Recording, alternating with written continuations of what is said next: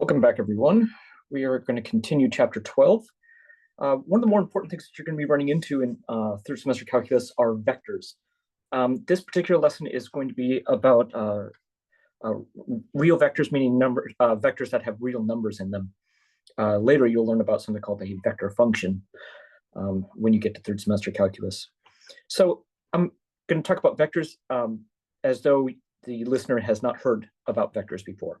So the term vector is used by scientists to indicate a quantity that has both magnitude and direction. The length of the arrow represents the magnitude of the vector, and the arrow itself represents the direction. Vectors are represented with, if it's typed, you use a bold print. If it's not typed, you use the arrow. There's actually quite a few different ways to write a vector. All of these are considered valid ways of writing a vector. It just depends on the subject and depends on who your teacher is and what that teacher prefers. So the initial point is called the tail. The end point is called the tip. So for example, this is the tail right here for this vector, and this is the tip for this vector. We indicate a new vector formed as vector v as AB, meaning A is going to be the initial point or the tail, and B is going to be the terminal point, which is the tip. Now notice that next to vector AB here, vector V, we have vector U, which is from C to D. They are the same vector, but they just have a different starting point. So we say that these two are equivalent. And we can say that vector V is equal to vector U. The zero vector is denoted here. Now we haven't gotten into the components yet, but I want to show you what that looks like. This is a vector that has zeros for all of its components, which we'll talk about components in here in just a moment. So the result, now looking at this triangle here on the right, we have vector A and we have vector B. And if I put them tip to tail, if we take vector AB, and add it to vector BC, the resulting vector AC is the sum of the two. So we say vector AC is equal to vector AB plus vector BC. And here we're going to draw the sum of these two vectors. Now, what I'm going to do is I'm going to take vector B and rewrite it here.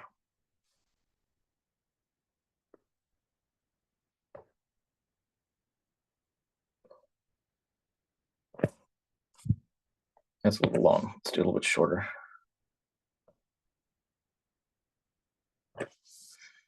Vector V, that's supposed to be the same direction. I know it's not perfect. And then we have the resulting vector here.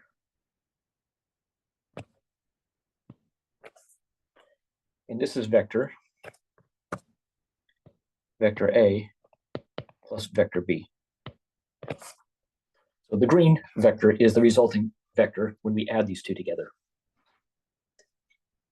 All right, next up we have what's called a scalar multiple. It's kind of a fancy new word. It just means a number. And the vector negative v is the same as vector v, except it's in exactly the opposite direction. And you can see that here's vector v, and vector negative v is the exact same vector, but they're going in exactly the opposite directions.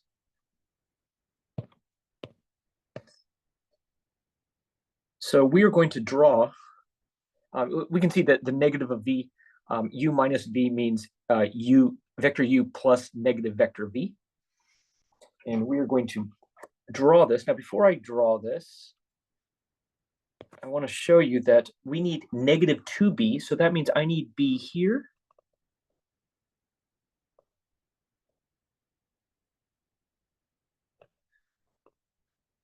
And then one more. So this is negative 2b.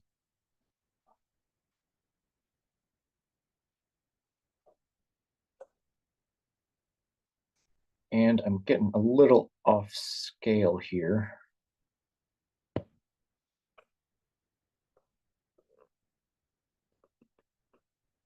I know that's not perfect.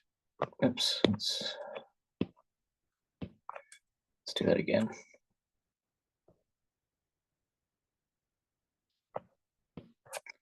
This is vector negative 2b.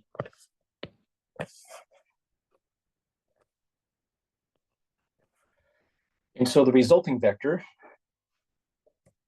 and we are drawing this one here, is the result of here to here. So this vector here is vector A minus 2 vector B. Not too bad. And I have another figure over here with the V's and U's and so on. All right, let's keep going. I mentioned before something called components. Here we are.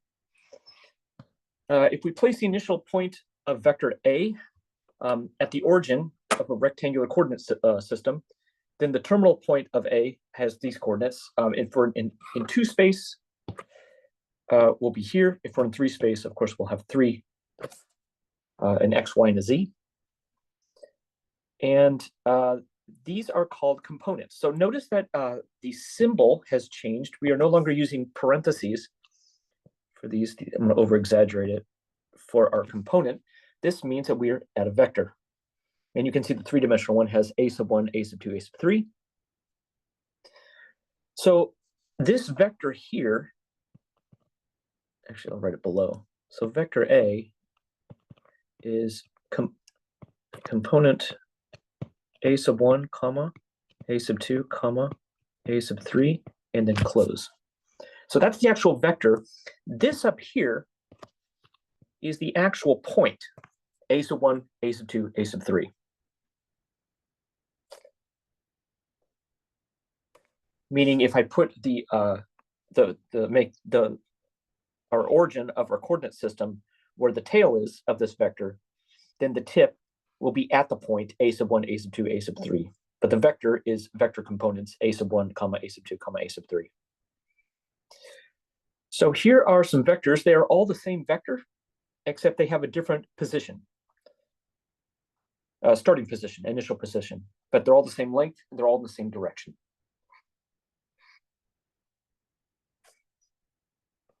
All right.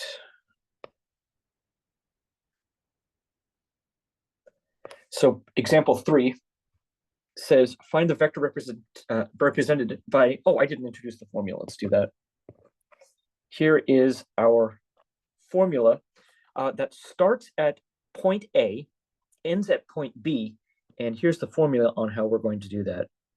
We're going to subtract the components. Please note that the first component is the terminal component, or the tip component, minus the tail component. So if we want to find a vector represented by with an initial point of 2, negative 3, 4, and a terminal point of negative 2, 1, 1, vector AB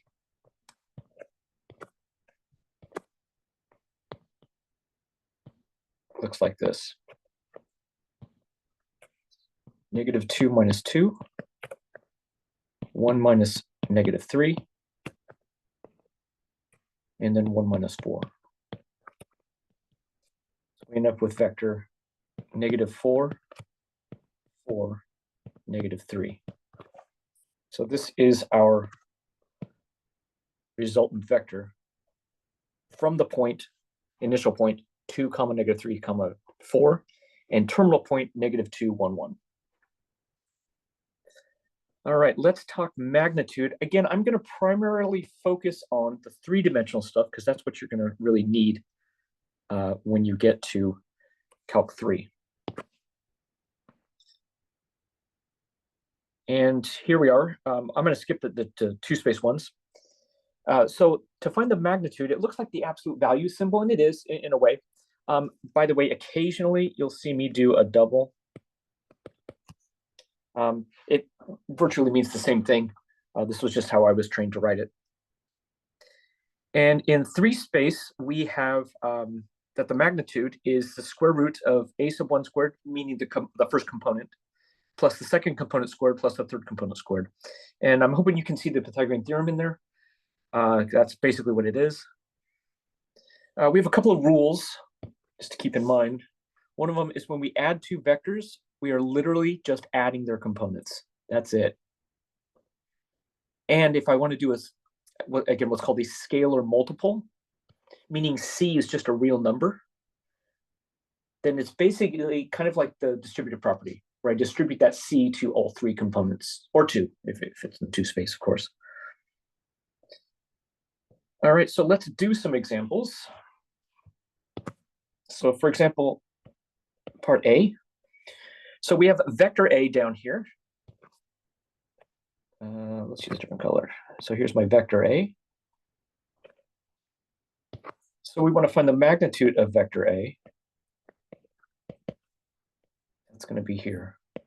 4 squared plus 0 squared plus 3 squared equals 4 squared is 16, 3 squared is 9, so this is root 25. So the magnitude of vector A is just 5. Part B says we want to find vector A plus vector B. Of course, vector B is here. And if you remember, we're literally just adding the components.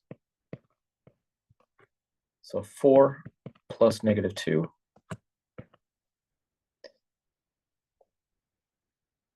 0 plus 1, and 3 plus 5, which gives us vector 2, 1, 8. Now, I really want you to keep in mind, notice that when I add two vectors, I get a new vector. However, when I found the magnitude of a vector, it's not a vector anymore, it's just a number. So here's our sum. Part C, they want A minus B. So part C, vector A minus vector B. So this is going to be 4 minus negative 2, 0 minus 1, and 3 minus 5. So that gives us 6, negative 1, and negative 2.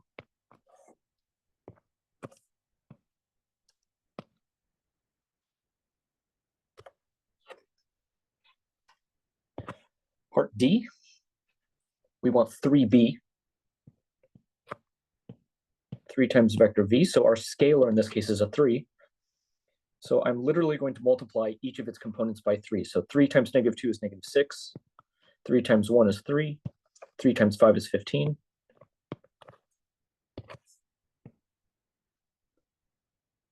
And part E is what's called a linear combination of the two vectors. So I'm going to do this. Come over here, E. So 2 times vector A plus 5 times vector B is going to be 2 times 4, 0, 3 plus 5 times negative 2, 1, 5. And that's going to give us 8, 0, 6 plus negative 10, 5, and 25, which results in 8 minus 10, 0 plus 5, and 6 plus 25, which results for us as negative 2, 5, and 31.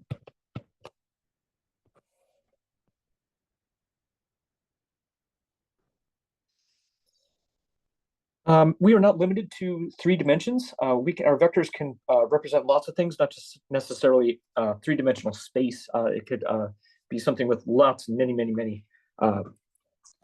dimensions with them. Again, they're not necessarily spatial dimensions.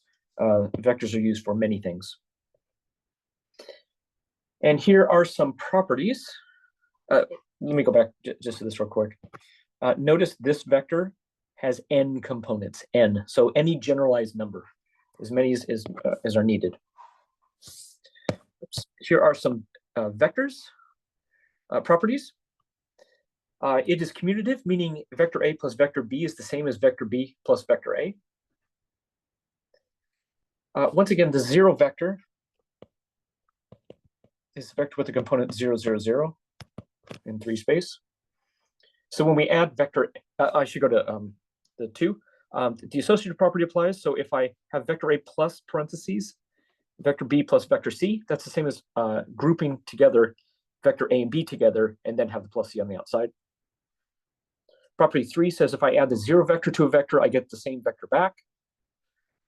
And when I add 2 vectors where one is positive and the exact same one is negative, I get the 0 vector, again, defined as I have it over here as the 0 vector. Property 5, if I multiply a scalar to the sum of them, that's the same as doing the distributive property. And you can see that is a typo there. This should be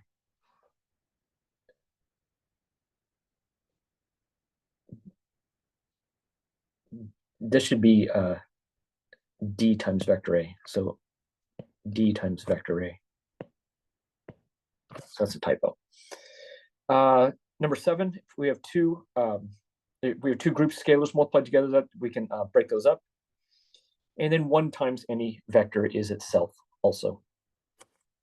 And we are finally to our standard basis vectors. These are I, j, and k. Each of these are a unit vector, meaning their magnitude is 1. Vector I is in the direction of x, vector j is in the direction of y, and vector k is in the direction of z. And you can see that highlighted over here. Here's vectors I, j, and k. Again, they're exactly 1 unit in length in each direction. And what that gives us is that we can now write our vectors a little bit differently. So you can see here, vector A with its components are here, but now I can rewrite it in terms of the directional unit vectors using the I, the j, and the k. For example, and we have a good example here, vector 1, negative 2, 6 can be written as 1 vector I minus 2 vector j plus 6 vector k. All right, we have given 2 3-dimensional vectors, and they want to know 2 times vector A plus 3 times vector B. I'm going to switch to the other notation, and then at the end, I'll rewrite it with the I, j's, and k's. So this is the same as 2 times vector 1, 2, negative 3 plus 3 times vector 4, 0, 7. So this gives us vector 2, 4, negative 6 plus 12, 0, 21, which results in 14, 4, and 15. Now they want us to write the answer in terms of their unit vectors. So this is 14 vector I plus 4 vector j plus 15 vector k.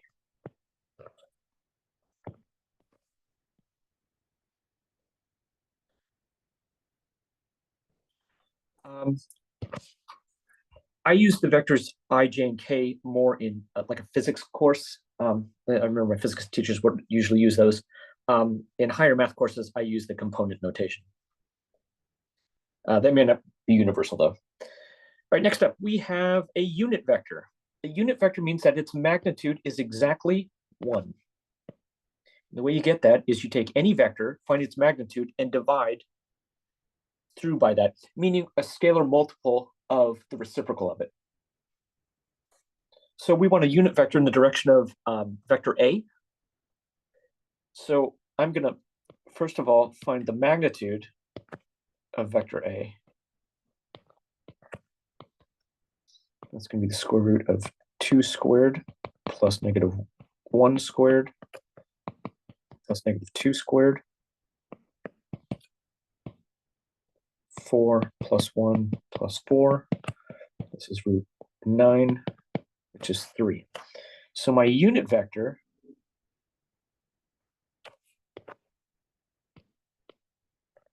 in the direction of vector A is going to be 1/3 of vector A.